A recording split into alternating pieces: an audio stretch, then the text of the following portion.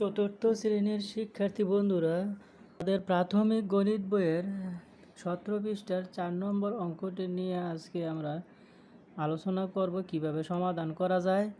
এই অঙ্কটির নাম হচ্ছে সংখ্যা কাঠ। নিচে 6টি সংখ্যা কাঠ আছে। কাঠগুলো দিয়ে 6 অঙ্কের সংখ্যা তৈরি করো। 0, 1, 3, 4, 7, 9 এই অঙ্কগুলো আছে। বৃহত্তম সংখ্যা তৈরি করো।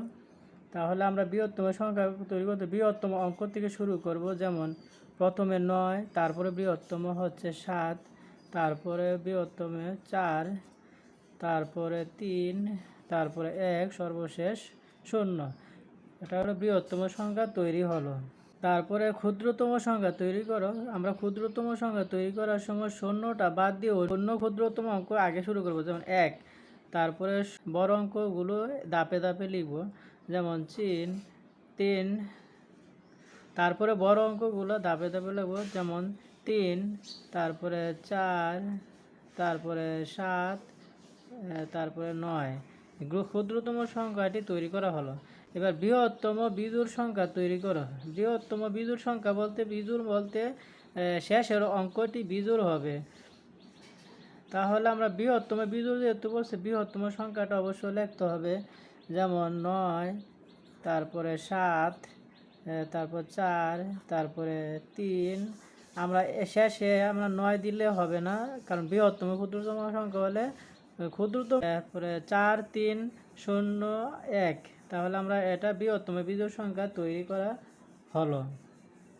তারপর ক্ষুদ্রতম জোড় সংখ্যা তৈরি করো। আমরা জোড় সংখ্যা বলতে লাস্টে জোড় থাকবে যা 2 দিয়ে ভাগ যায়।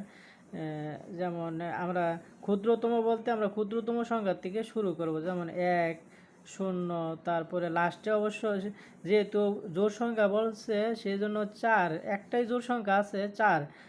4 বিজোড় সংখ্যা অবশ্য আরও ছিল। আমরা ক্ষুদ্রতম সংখ্যার ক্ষেত্রে বলেছি যে বিজোড় সংখ্যা 9, 3, 1 আরও 7ও আছে। তাইলে আমরা 1 নিয়েছি সবার শেষে। আর ক্ষুদ্রতম জোড় সংখ্যার ক্ষেত্রে যেহেতু জোড় অঙ্ক শুধু একটা আছে, সেই জন্য জোড় অঙ্কটি শেষে নিব। যেমন ক্ষুদ্রতম জোড় সংখ্যা, তাহলে ক্ষুদ্রতম সংখ্যার সাথে 3, আমরা 4 বাদে বাকিগুলো লিখতে পারি 9, তারপরে 4 সব যেহেতু সবার শেষে দিয়েছি। 18 পৃষ্ঠায় নিচের 6টি নম্বর কার্ড ব্যবহার করে 6 অঙ্কের সংখ্যা তৈরি করো। 6 অঙ্কের সংখ্যার মধ্যে আছে যেমন বৃহত্তম সংখ্যাটি 6 অঙ্কের সংখ্যার মধ্যে আছে 0, 2, 9, 6, 8, 4।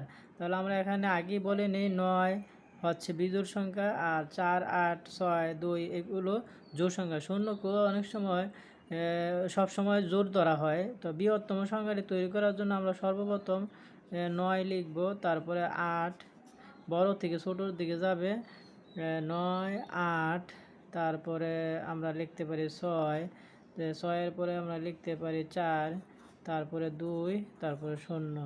ক্ষুদ্রতম সংখ্যাটি তৈরি করার ক্ষেত্রে আমরা 0 বাদ দিয়ে অন্য ক্ষুদ্রতম অঙ্ক লিখব। যেমন 2, তারপরে 0, তারপর ছোট থেকে বড়োর দিকে 4, 6, 8, 9।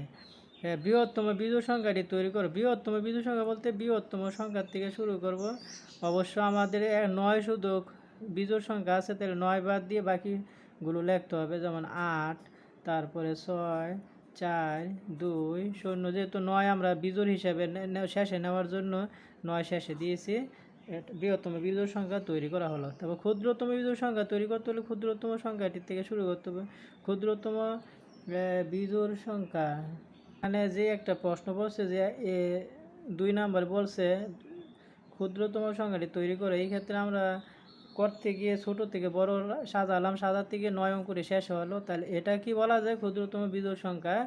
এটাও যেহেতু অঙ্ক আছে মাত্র একটা বিজোড় সংখ্যা, তাহলে এটাই হবে 2, 0, 4, 6, 8, 9। তাহলে ক্ষুদ্রতম বিজোড় সংখ্যাটি তৈরি করা হলো।